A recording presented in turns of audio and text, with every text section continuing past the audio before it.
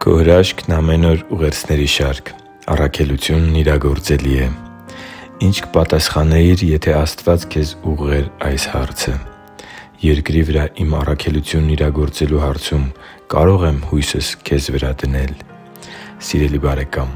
երբեմն մենք Աստծուն ծառայելու և Նրա սկսած փրկության առաքելությունն այս երկրի վրա շարունակելու համար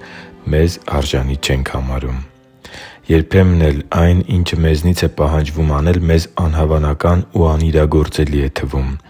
Հենց դա տեղի ունեցավ Մարիամի՝ Տեր Հիսուսի մոր հետ։ Երբ հրեշտակը նրան հայտնեց որդու գերբնական ծննդյան մասին, ահա թե ինչպիսին էր նրա արձագանքը։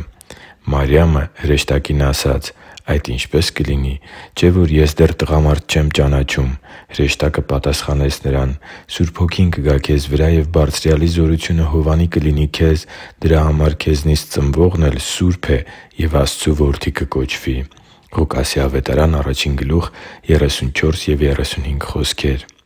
Թվում էր, թե Մարիամի կյանքը պետք է ընթանար բնականոն հունով՝ Հովսեփի հետ նրա նշանադրությամբ և հետագա սովորական ընտանեկան կյանքի ընթացքով։ Սակայն Աստված միջամտում է այս ծրագրերին և ասես Մարիամին տալիս է այն նույն հարցը.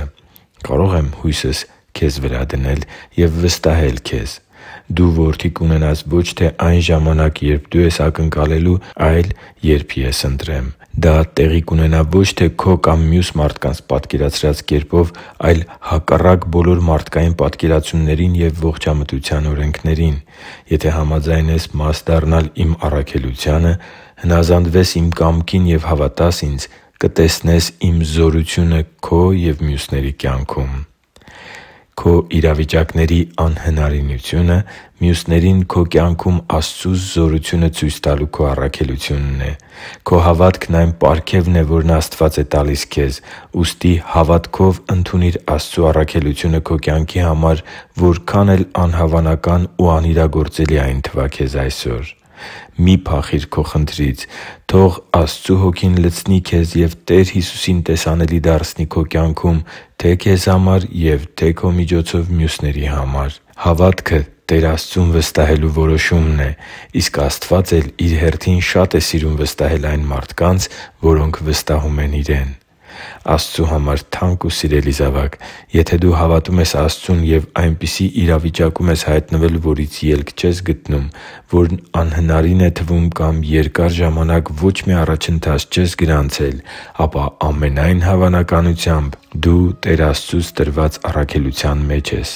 Մի պահ պատկերացրու Մարիամի կարգավիճակը։